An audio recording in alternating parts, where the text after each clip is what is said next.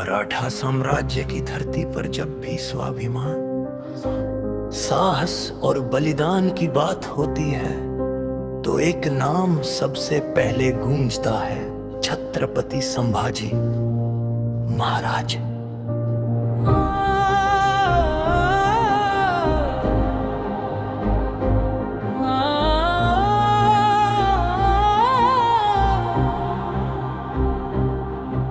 वे केवल शिवाजी महाराज के पुत्र नहीं थे, वे स्वराज्य की आत्मा थे।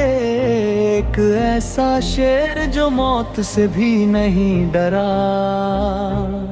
जब औरंगजेब की विशाल सेना ने छल से उन्हें बंदी बनाया, तब दिल्ली से दक्कन तक ये खबर फैल गई कि मराठों का उत्तराधिकारी पकड़ा गया है। लेकिन औरंगजेब ये भूल गया था कि उसने एक राजा नहीं बल्कि एक ज्वाला को कैद किया है। संभाजी महाराज को कैद करके बहादुरगढ़ लाया गया, जहां उन्हें 40 दिनों तक अमानवीय यातनाएं दी गई। दिन रात भूखा रखा गया, हाथ पैरों में बेड़ियां डाली गईं, शरीर पर कोड़े बरसाए गए, आंखों में जलते अंगारे दिखाए गए। उन्हें अपमानित करने के लिए जोकरों की तरह वस्त्र पहनाए गए। पूरे दरबार में हंसी का पात्र बनाने की कोशिश की गई, लेकिन उस शेर की आंखों में न आंसू थे न भय, केवल स्वराज्य की आग थी। औरंगजेब रोज एक ही सवाल पूछता था, धर्म छोड़ दो, इस्लाम कबूल कर लो और मराठा साम्राज्य तुम्हें सौंप देंगे। लेकिन हर बार संभाजी महाराज का उत्तर एक ही होता, मेरे शरीर के टुकड़े टुकड़े कर दो, लेकिन मैं अपने धर्म, अपने स्वराज और अपने लोगों से विश्वासघात नहीं कर सकता। हर दिन उनकी पीड़ा बढ़ती गई, शरीर टूटता गया, पर आत्मा और मजबूत होती गई।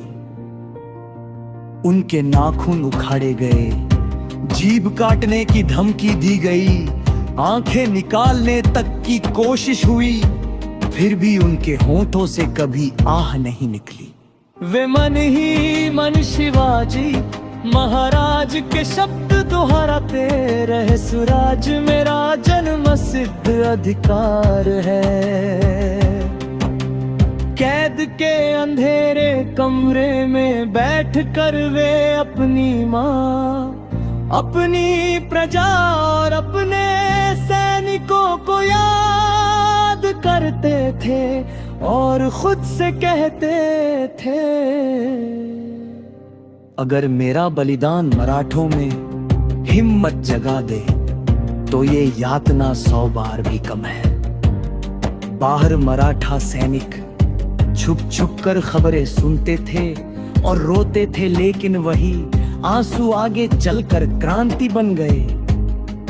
40 दिनों के बाद जब औरंगजेब समझ गया कि इस शेर को झुकाया नहीं जा सकता, तब उसने मृत्यु का आदेश दिया।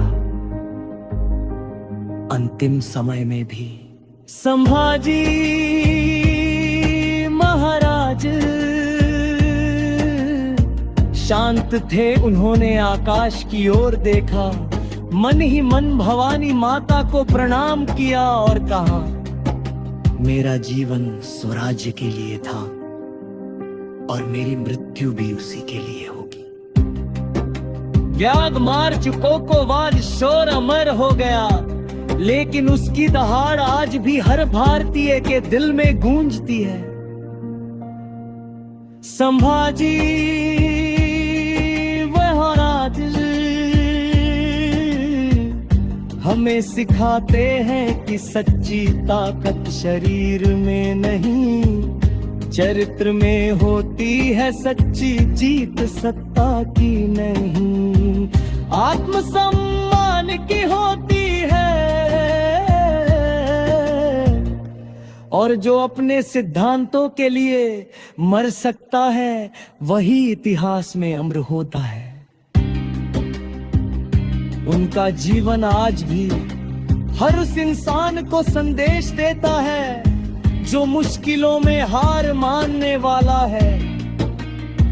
अगर संभाजी महाराज 40 दिन की यातना सहकर भी नहीं झुके, तो तुम अपनी छोटी छोटी परेशानियों से क्यों डरते हो?